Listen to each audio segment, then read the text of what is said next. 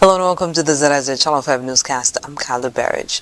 As the Federation prepares for the effects from Hurricane Lee over the weekend, Senior Met Officer at the St. Kitts Met Services, Elmer Burke, provided an update on the state of the storm.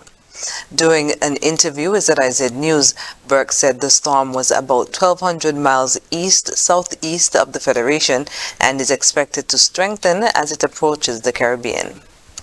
It's expected to develop into a hurricane later this evening because currently it has sustained winds of about 70 miles per hour, and for it to become a hurricane it's have to reach 74 miles per hour. So once it attains that, it would be designated as a hurricane. Nonetheless, as it continues to progress across the Atlantic closer to us, is expected to rapidly intensify into a major hurricane with winds in excess of 130 miles per hour. He added that the Federation might experience some of the effects of the feeder bands associated with the storm as it moves closer to the country. So once the current trajectory holds and it continues in this west-northwesterly direction, as I said, the center is likely to pass north of us here in St. Kitts and Nevis. However, some of the feeder bands from the system may impact us. And when we say the feeder bands, we're talking about the outer bands of the storm. And recognizing that it will be a major hurricane, we could see some shower activity as the system passes.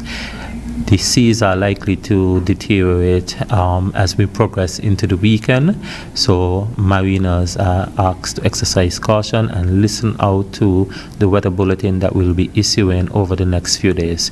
So additional information in terms of the expected weather conditions will be forthcoming in the forecast this evening, as well as throughout the rest of the days into this weekend. Burke said persons can start to see these effects by Friday, and they would gradually subside going into next week. In terms of the shower activity, we're going to have an increase in cloudiness, most likely from Friday, thereabout, as the feeder bands start to push into the area and continuing into Saturday. And as the system pulls away from us here in the northern leeward, you're going to see a gradual improvement in terms of the weather, in terms of the rainfall and so forth. However, there will be a lag effect in relation to the seas. So the seas are gonna take a while to respond, so that's why we're looking at sometime Saturday thereabout for you to see a gradual deterioration in the seas. And as the system moves further away from us here in St. Kitts and Nevis, as we move into the earlier part of next week, seas are likely to subside.